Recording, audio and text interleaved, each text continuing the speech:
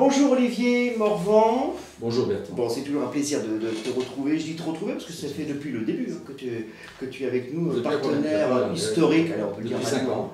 Labellisé ami officiel des Fous Rires de Courbevoie et même au-delà parce que c'est une relation amicale qui s'instaure entre nous, donc on est vraiment très heureux de continuer l'aventure avec nous.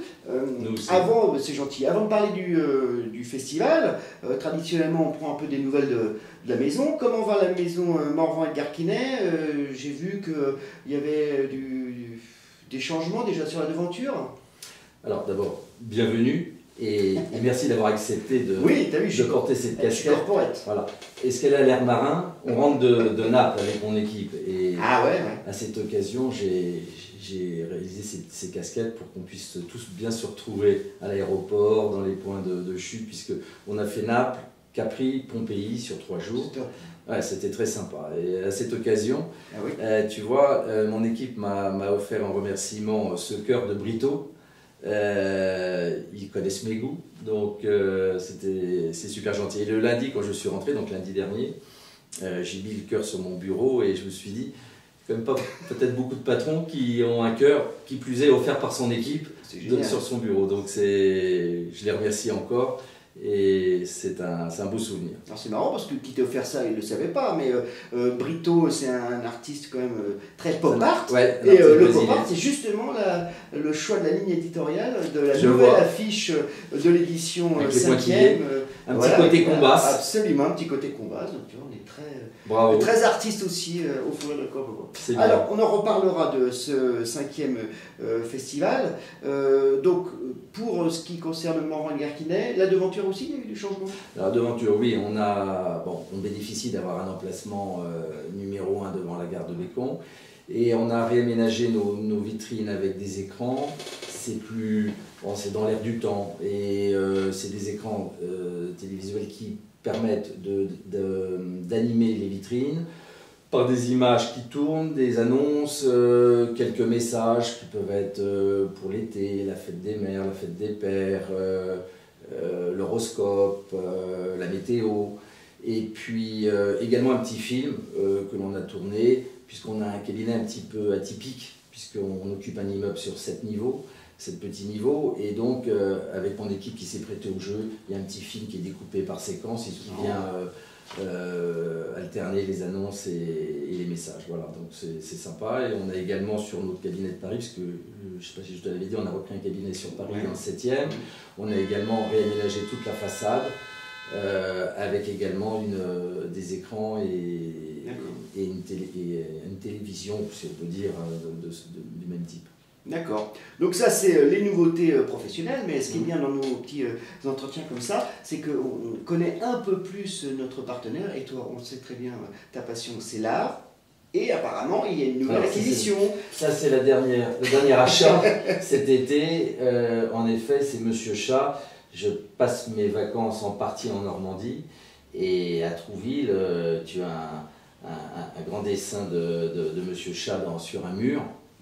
Et j'aime ce chat ce personnage qu'il a inventé, jaune-orangé, un peu énigmatique, avec cette banane à ce sourire. Donc ça me donne le matin la pêche. Bien. Voilà, et c'est sur une ligne de métro, Bécon-Pont-de-Levallois, qui va jusqu'à Pantin. C'est une ligne que je prenais quand j'étais gamin. J'allais à l'école à République, donc je prenais donc il y a un petit peu de nostalgie en plus. Super. Voilà. Alors, nostalgie, c'est encore beaucoup pour parler de nostalgie, puisque je vais parler, en ce qui me concerne de la 4e édition, c'est quand même assez récent, mais c'est déjà du passé. Alors, qu'est-ce que tu retiens de cette 4e édition? J'avais retenu d'abord une super édition. Je crois que vous montez en nombre de visiteurs. Tout à fait. Ouais. Là, on est à un peu plus à 1600 spectateurs. On est à 88% de taux de participation. C'est plutôt très bien. Il va falloir bientôt s'orienter sur la grande salle. Là. Alors, j'avais retenu à l'époque le béret de la tortue. Et je confirme parce que ces couples qui partent en vacances où il leur arrive plein de choses, ça me rappelait mon premier séjour. J'avais loué un bateau il y a 30 ans de ça. On était parti à 10 ou 12 et on avait fini à 2 sur le retour. J'avais pas bien appréhendé la promiscuité du bateau. Mais pas avec n'importe qui. Oui, c'est vrai, en effet, puisque la personne avec laquelle je suis rentré est devenue ma femme. Donc tout va bien. Beau souvenir. Donc le béret de la tortue, tu as retenu, et puis tu es modeste, mais tu as aussi retenu, je pense que tu t'en souviens, cette cérémonie de clôture où tu as participé à ton corps défendant. Tu m'as chahuté un peu. Un petit peu. Je regrette juste, c'est de ne pas avoir remis le prix, le prix du décor à l'époque à Morvol-Garquidet pour te faire la réplique. Mais je me réserve pour 2020. Attention, mais enregistré, Olivier, attention. No problème. Alors, justement, puisque tu parles de 2020, l'occasion est trop belle de te demander, tu as regardé cette programmation, tu as vu qu'on a choyé nos festivaliers avec notamment cette nouveauté de l'apéro théâtre samedi, dimanche à 11h15. Ça sera un format court pendant qu'ils dégusteront leur petit apéro. Qu'est-ce que tu as envie de voir là? Tu connais aucune pièce à froid là? Qu'est-ce qui te tente? Il y en a une aussi que je connais, Le Père Noël est une ordure. Je l'ai vu au cinéma, je l'ai vu également au théâtre. C'est une super pièce. Mais je m'orienterai vers La Salière. Là, avec le résumé, vous ne verrez jamais plus vos voisins comme avant parce que ça me rappelle trop le premier appartement que j'ai occupé où je me suis trouvé à l'occasion d'un ravalement confronté à un appartement qui était occupé par une personne qui était décédée depuis 8 ans, tu t'imagines?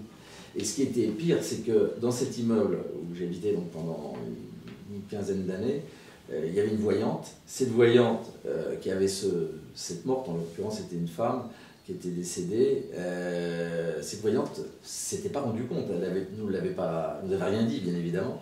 Et donc je suis allé la voir pour la provoquer, lui dire, mais Dira, elle s'appelait Dira, vous n'êtes pas très en forme depuis quelque temps, puisque vous n'êtes pas aperçu que devant vos fenêtres vous aviez une personne qui était décédée.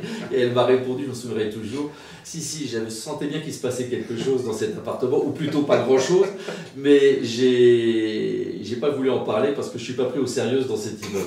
J'avais trouvé la réplique, c'était drôle. C'est un vrai sketch qui pourrait être au fou rire d'ailleurs. Exactement, tout à fait. Donc je vais sponsoriser La Salière.